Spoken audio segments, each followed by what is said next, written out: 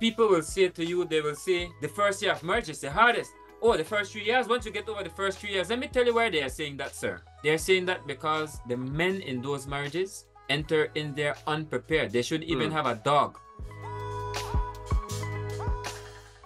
The marriage table. Come and get ready to eat from the marriage table, all right? Chapter Yes. 14, the marriage table. Man, we are almost at the end of this book. Yeah. Yeah. Yeah, it's been great. It's been great. So as I always check with you, sir. How have you been? How's it been going with you so far? It's been a good day. Had a very nice discussion earlier. So now I'm supercharged now to jump into Yeah, this chapter. yeah. You guys missed what's off camera, right? That's the good stuff. Yeah. Yeah. So where that's the start, man. Where did you get the concept of the marriage table? Like where did you get how did that fit into this particular chapter? I am so glad you asked me that because it gives me opportunity to pay respect to where it's due, no? Mm, Um, my pastor at the time that's now passed, he taught me about this marriage table. And so I thought it was a very good thing to include in the book because it's a very powerful comparison, no? A very powerful example to understand how the marriage works, no? And what all are required to come together to cause a marriage to work.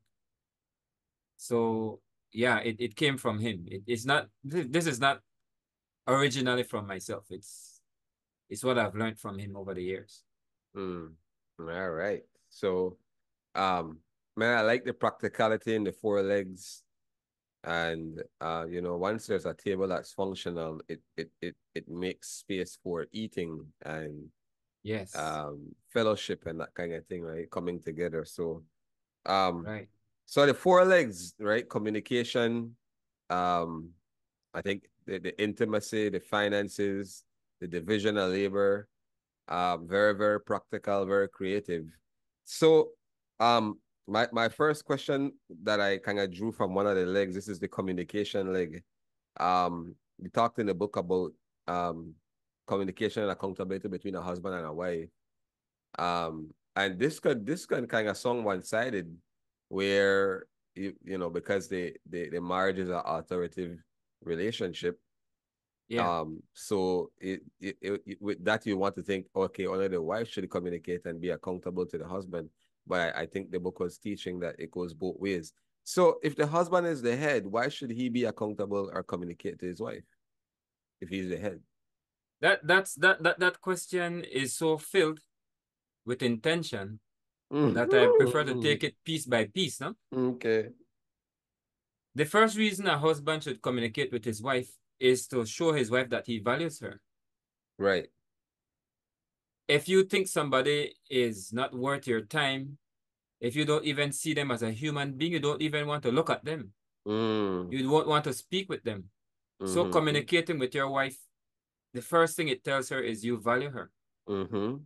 But the second thing that we get from communicating with a person is what I would say purpose. There's a reason for communication, and we Mm-hmm. cannot exist in this world without communication. Mm. Remember, this is one of the two greatest commandments you can have in a marriage. There's only two commandments you need in a Mm-hmm. marriage. Mm-hmm. Communication is the lesser of the two, but it's in there. And the Mm-hmm. first and the greater one is commitment. Mm-hmm.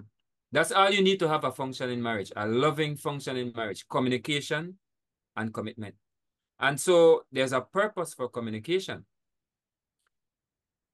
Having pain is not a good thing. We don't like pain, but pain is actually a form of communication. Mm-hmm. So communication has to go both ways. If you take your hand and you pick up a pot you're cooking, you pick up a pot, you didn't know it was hot. Your hand is going to communicate to your head, which is the head, that this pot is hot. Mm-hmm. And we can take that question that you asked just now. The head can say, well, I don't have to communicate with you because I'm the boss. Continue to hold it then. You can want to run across the street. You're the head. And the air communicates to you and say, you know what? I hear a song that sounds like an engine of a fast truck coming down. You're the head. Yep. You can say, I'm not going to communicate with you. I'm not talking to you. And you can run across the street. And you and the truck have a conversation. And so communication is not simply something that is there if you want to, you have to. Because you're communicating whether you do it directly or not. You're either communicating, as I said earlier, that I value you. You're communicating that I respect you. You know, what you're always communicating. There is always communication. We live in a world, the only time you are not communicating is when you are alone. If there's nobody else in the world, then you have nobody to communicate. The communication means that there's more than one. And once there's more than one, there has to be communication, one way or the next. Right. So that is why the head needs to communicate. And a head that thinks that way is someone that should not have a wife. Because if you want to have a wife, but you don't feel that you need to communicate, then you don't need to be there. You're a business owner, and you don't feel that you need to communicate to your workers what time they come to work. You don't need to communicate. Then your business will go down the drain. There's no way anything can exist where you have multiple people and zero communication. That is impossible. Yeah. So for flourishing and functioning, and again, you know, it comes down to like ego and pride that's very destructive because they're just sometimes where you know we've seen that kind of undertone. So I think what you're saying is helpful that for a successful marriage, guys, we need to communicate, and a lot of times it's not our strong suit as men, right? It's not our strong suit. Well, I want to say this again. We're always communicating.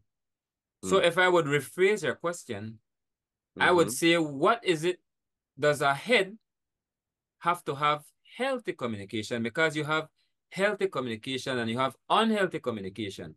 The unhealthy one is where you're saying you don't value the person, you don't disrespect them, you don't see them as even a human being, you don't care about their feelings, and you're still communicating. That is unhealthy communication. But I would rephrase your question to ask if, as a head, do I need to have healthy communication or unhealthy communication? Yeah, or which one am I actually communicating more consistently, healthy or unhealthy, based on what you said, right? There's one of them is happening, and we're hoping this book and these conversations would help that you would have the healthy one. The healthy one. That's right. That's right. So, you know, there's a point of transparency that you alluded to in the book, with a husband kind of talk if you are struggling with external attractions and that he should be accountable to his wife, which you know, if I think a lot of men would really want to do that, but I think sometimes fear might be one of those things that hold them back. And but let's say I wanted to hear your encouragement for a guy or husband who has you know, been transparent to his wife, but not to say he wants to go off, but to prevent and to be accountable to her, and she gets angry and rejects him, kind of shuts him down. What's the next step for him after something like that? Well, I'll answer the question directly first and hopefully indirectly after. Secondly, I would say at that point, it might be best for you to get help. Right. And bring in outside help, because if you can't confide that type of thing with your wife, you notice it's too heavy for her. These are struggles that men go through, and women might not be able to understand how men operate. And so I would say then, for the health of your marriage, I would encourage you to go and find a counselor or find somebody that you can be accountable to. That not somebody that will be a yes man, but find somebody that you can speak to. And because if you keep it in the dark, it's like covering up a wound. which does not, it will not heal. It will get worse, and it Mm-hmm. will become infected. Right, right, And so going and getting a wound infected means that you will eventually end up cheating on your wife. right. That's what the infection is. But when you take it to somebody, if whether it's your wife or somebody else that you have to share it with, and you're exposing yourself to them, and it won't be somebody that will encourage you Mm-hmm. to go and do something that will hurt your marriage, but somebody that will challenge you. When you do that, you are allowing the wound to be exposed and to be healed. And maybe later on, you will reach a point in a relationship where your wife can handle it. Mm-hmm. It's just a matter of growth. Mm. Mm. Yeah, I So, think, yeah. Go ahead. and then I promise to indirectly answer also. I would say that you can practice to be a little bit more careful in how you relate information. And you can't Mm. look like you're enjoying it. Yeah, it's like, oh, honey, man, this girl, Yeah. man. She Yeah. was so sexy and her eyes were so beautiful, and you are describing this girl, not even how you describe your own wife. What do you expect? Mm-hmm. Mm-hmm. She can tell that something is wrong with you, bro. Mm-hmm. Mm-hmm. So Mm-hmm. being careful in how you do it, I would say that might help also to let it not happen that way again. Being careful in where you do it. You don't want to do something like that, have that conversation with her in front of people, in front Mm-hmm. of children, Yeah, etc. that's wise. So, That's yeah, wise. Yeah, that's some good parameters there, man. And I think you made a good point in terms of a male that's not that's a yes man, but that he can better relate to and relate with, because I think that sometimes those are some of the issues that can happen. Um, yes, exactly. so we refer a lot to the manual, and the manual being like a book that's more written in an Eastern culture context, but Hmm. we're in a Western culture, where roles are rapidly changing Yeah, in terms of we have even a few years ago, it was still the norm, and it was expected for most times for like the wife to stay home and the husband goes to get the bread, right? Gets the bag. yeah, But that's yeah, that's that's changed. And one of the legs in the marriage table, I think, speaks to the division of labor, which I think was very practical. yeah. But for the man, what do you think, or what do you have to say to husbands who feel like housework and childcare is beneath them? Just, I don't know any way to frame it. I want to answer that and then speak to you about Eastern culture that you mentioned earlier. The husband that feels it's beneath them, I have no problem with that. I agree. Okay. Okay. Okay. I agree it is beneath you. Mm. The problem is that it is also beneath your wife. Woo. So then there's a need now. If that is how you view things, nothing is wrong with that. That is fine. If that is how you view things, then you go find somebody that you can pay to come in and deal with what you view is below you. Mm-hmm. My father likes to say that his father taught him you either have the time or you have the money. So if you can't afford someone to come in and house nanny Mm-hmm. and a house caretaker to take care of your house, then you need to Mm-hmm. find the time if you don't have the money. Mm. And if you can't afford to pay a house caretaker out there, how can you afford to pay a wife that is also out there working? So if you feel that it is below you, I have no problem with that. All I would say to you is then hire in the work. Mm-hmm. If it's below you, no problem. Mm-hmm. Mm. Yeah, that's Yeah. fine. Can Yeah. can I address this Eastern culture thing? Sure, sure, Because sure, sure.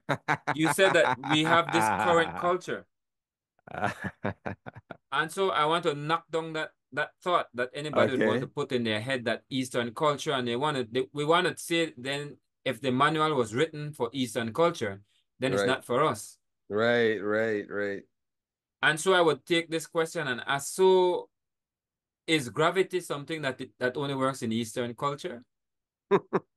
So if the manual say you jump off a building, you will fall, Mm-hmm. because you're in Western culture, you won't fall. Mm-hmm. So Mm-hmm. because it was written in Eastern culture, when it says, I will multiply your pain in childbirth. Did that So if only you're from stay in Western culture, those in it? Western culture, don't worry.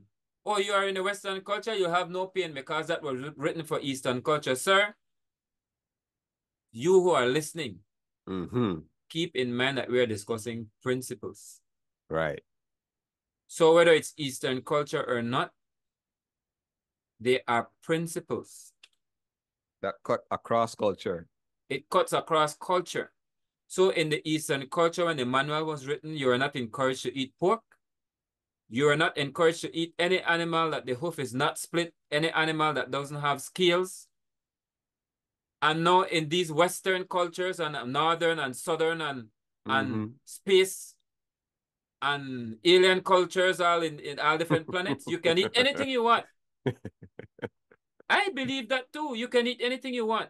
Kosher. But then we have obesity problems. Uh-huh. We have high pressure problems.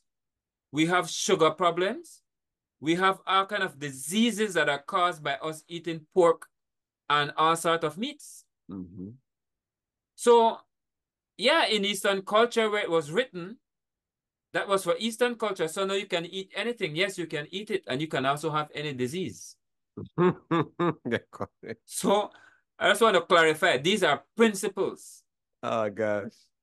And you can follow a principle if you want or not. Nobody will force you. You have dominion. The manufacturer gave you dominion.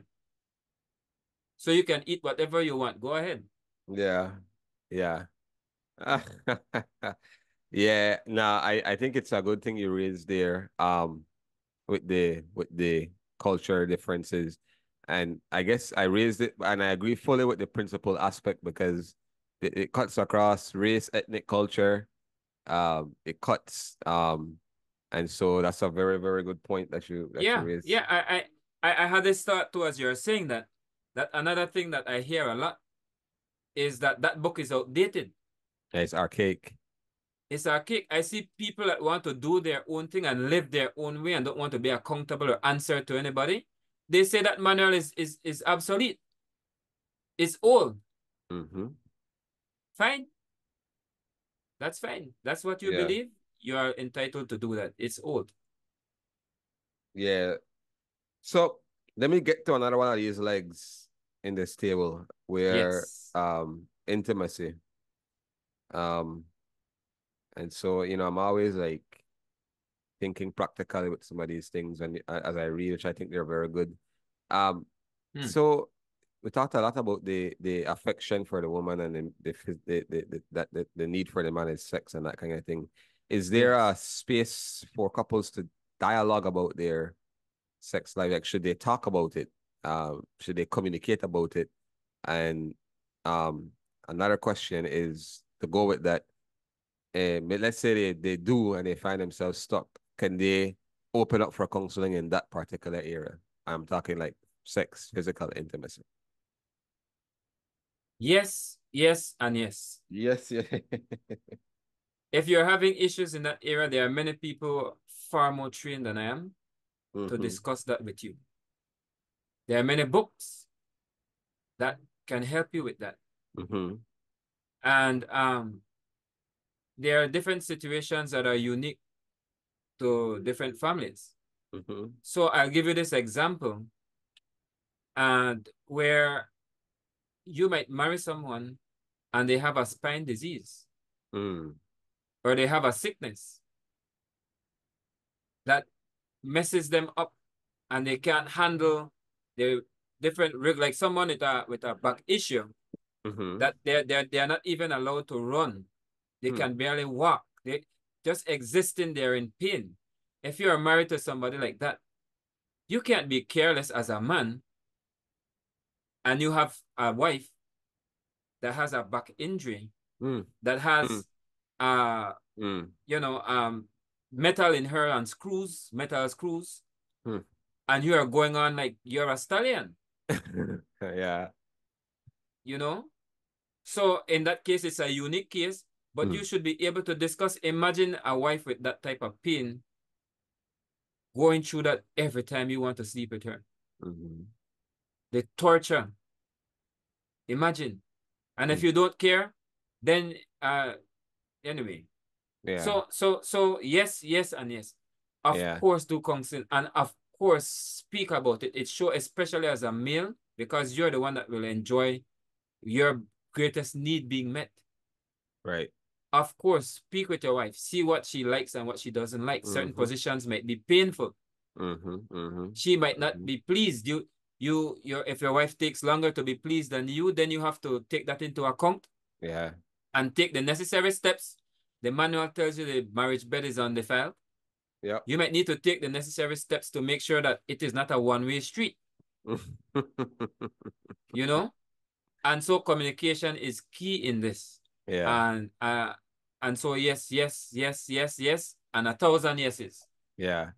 Yeah, I know. I asked the intention to kind of create this little space because I think sometimes it comes off taboo for some couples, or it might come off taboo to want to find counseling even on that area. But it's not, it's Yeah, an area of your marriage that's very vital yeah, and important. And so, yeah, seek help if you need to get help, right? yeah, Um so yeah. if People situations change, no? mm-hmm, Imagine a wife, and I'm just staying on the wife's case here, but imagine a wife has a sickness where she has lost her limbs, mm-hmm, and you have to be careful again with that. mm-hmm, You know, things that hurt, things that make her feel uncomfortable. You have to take all these things into consideration. And so communication is key. There can be nothing wrong with anybody. mm-hmm, There are cases where some people have gone through. mm, This one case, the person told her husband, uh, the husband was they were, I've heard the husband was uncomfortable because he saw that the wife was not engaging mm. after a while. And speaking to the wife, he found out that the way he was breathing was Oh, the exact way the person that her for wow. this breathed. Wow. But communication brought that out. That's good. And it That's was good. something hard for her to discuss. But because he asked, she brought that out and he could have changed that and addressed that. So you don't know what the situation is. Don't remember Very two good. things Very you good. need in a marriage. Two commandments. Commitment, and secondly, not as big, but definitely big, communication. Mm-hmm. Mm-hmm. Yeah. Um, so I got about two more questions here. One goes after the last leg, and then I think there was a great point at the end of the chapter with so finances. Um, I find out sometimes this could be an area that can really cripple a marriage, or sometimes really bring division. Um, Yeah, and so in the chapter you talked about different scenarios where there is separate accounts or there's one account, um, and I guess different couples find what I like to call their fingerprint, what works for them. yeah. Um, but I wanted to hear. I mean, you penned the chapter. What's your personal recommendation in this area? Should there be one account, two? Like what's your recommendation? Um, I would say I don't have a recommendation. I would say go ah, with what the works. couple, yeah, is the strength of the couple. Because, for example, in some marriages, the husband might be an accountant and he's Okay. way better at finances. Mm-hmm. In some marriages, the wife might be an accountant and she's far better with finances. And so it doesn't hurt to have the best setup that works for your family. Mm.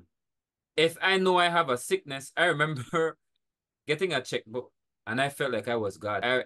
I was young and ignorant, or naive, young and naive. Mm-hmm. And I began to just write checks. And eventually checks started to bounce. Oh boy. And so when I got married, and that happened a time or two, I decided that my wife and I decided that I will leave the finance thing to her. And we got rid of the checkbook, Right. you see? And so you would do what worked for you. That person is better at finances. This person is weak once finances get in his hand or her hand. Mm. and they might go and drink out the money or go and gamble the money out.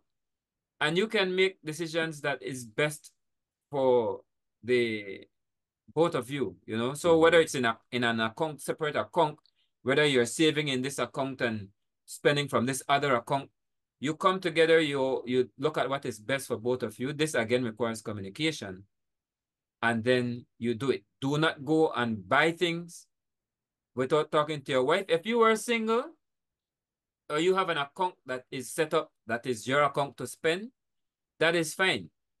In a case, sir, where you say to your wife, you know what, I don't want you to have to work because that's my curse. I want you to stay home and look pretty. That's all you do.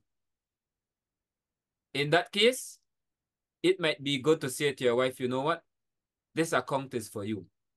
And you put finance in that account that your wife doesn't have to come and ask you to buy a piece of underwear or Mm-hmm. deodorant, that she feels like a slave in a prison, you know? Give her her own account that she can spend whatever she wants from out that. Mm-hmm. You know, and I'm just giving different scenarios. So there is not a one size fits all for this. Yeah, yeah, no, Because, yeah, you know, yeah. a perfect one would be if your wife is working and you are working, you are the one cursed by the manufacturer to labor for the family. And you can say to your wife, you know what? The money that you make, put it in your account, do whatever you want with it. And this account is for the family, to take care Mm. of the family. Do what you Mm-hmm. want with your account. That is the best one if your wife is also working. Mm-hmm. Mm. Yeah, profound. No, I like it. I like because sometimes in these areas we could want to kind of impose or become very cut and dry or black and white, but it's very nuanced, and I appreciate that very much. Yeah, and I Um, just want to carefully say that it might not always be possible for a man to say that because maybe his salary is not enough to. I just yeah, want to put that in.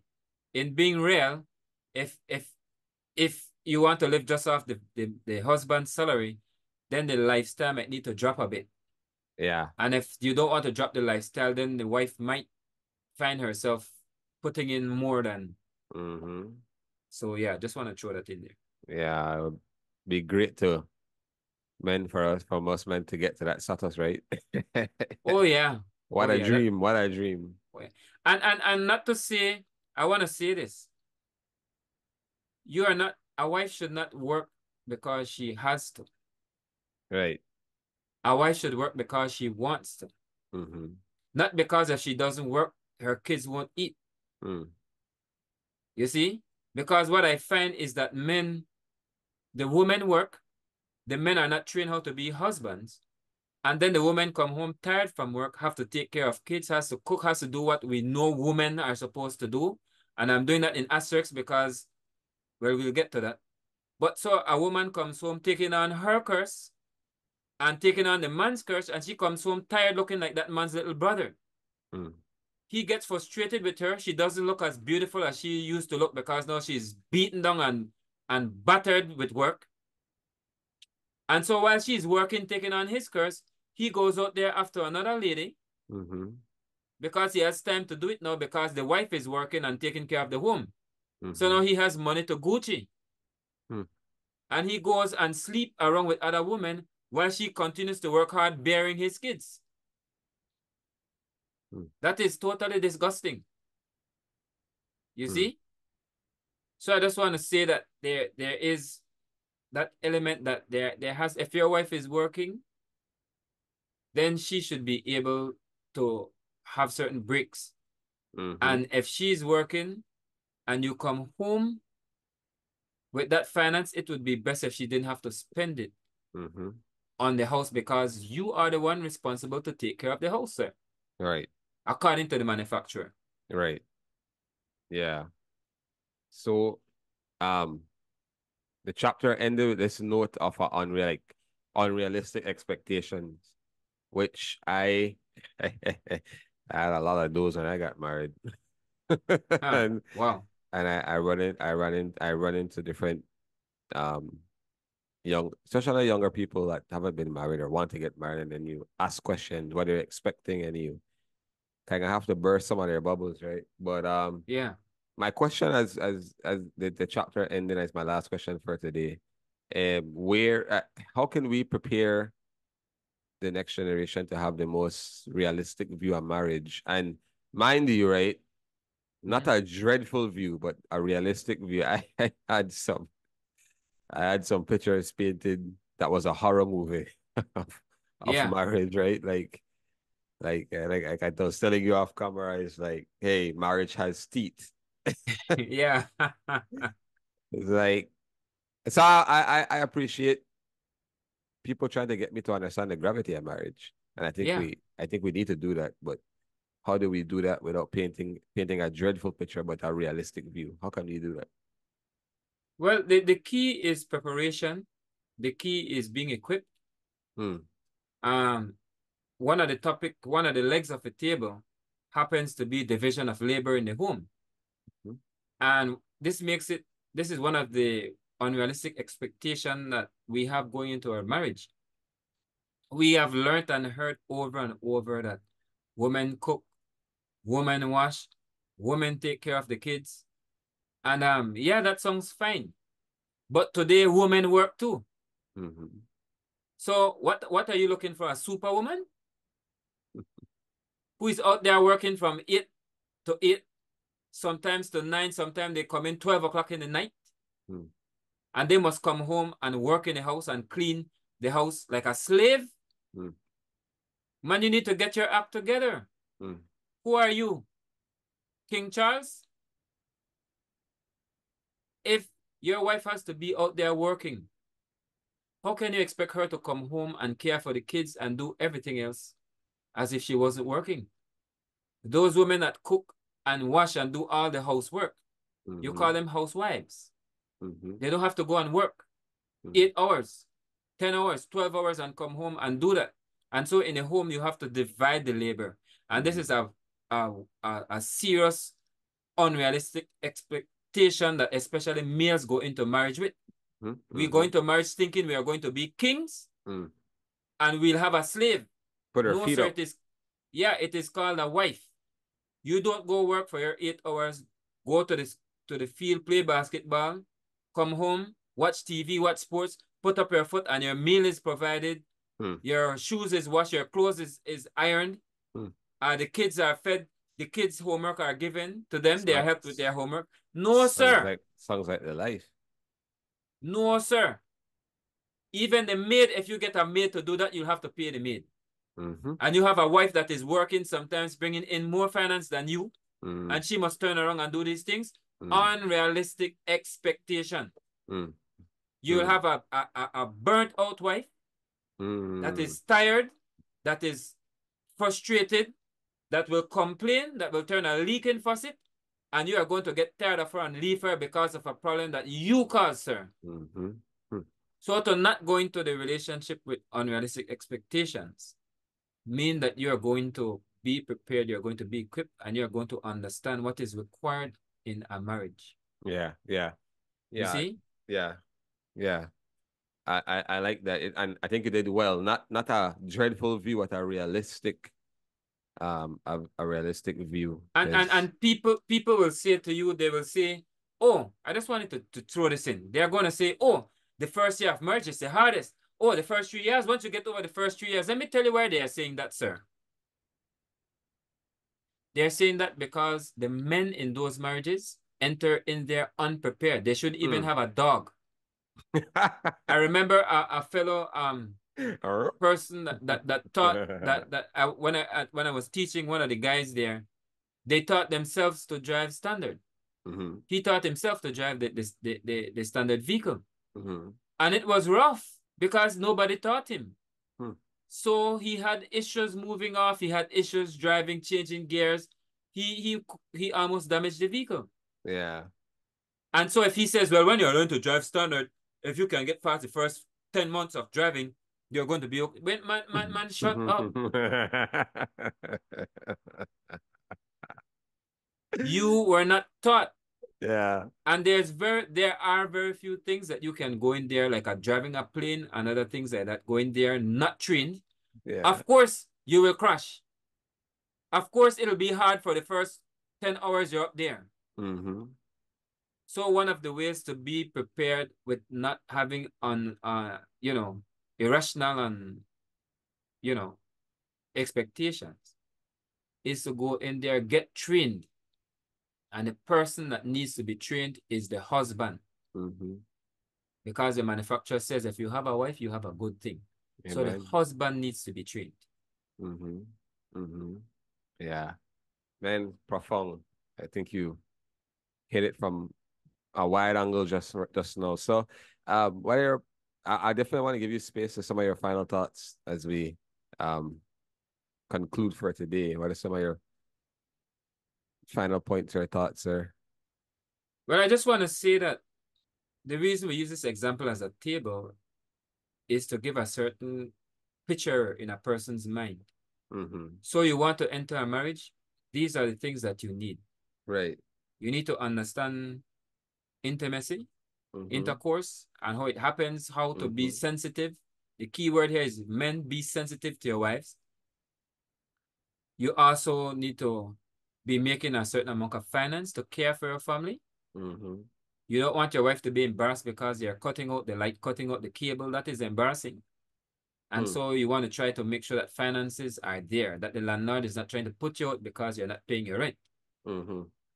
And you want to also make sure that there's proper division of labor in the home. In today's world, the women are taught to work. They are given an education so they can work. That is the purpose they are given the education. And so you have to understand that that means when they get home, you can't expect them to do what a housewife would have done. And you need to be sensitive to that so you don't burn your wife out before her time is when she's actually should be burnt out. You don't burn her out before that time. You see, we have young wives being burnt out. They're not even 90 years old yet and they're burnt out. And so all these things, communication, they're all part of the marriage table. They make the marriage table stand up strong and stand up level. And now when you have the marriage table level and standing up strong, it can now fulfill its purpose. You see, every relationship, every marriage has a purpose. And I like when you say earlier that the marriage has teeth. You see?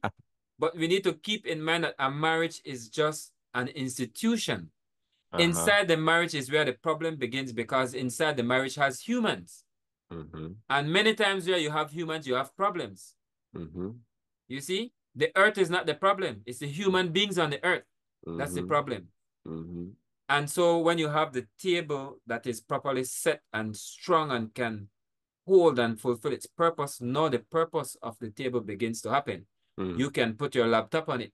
You can put your food on it. You can begin to get work done. Because things are in place, then its purpose can now be established. Right.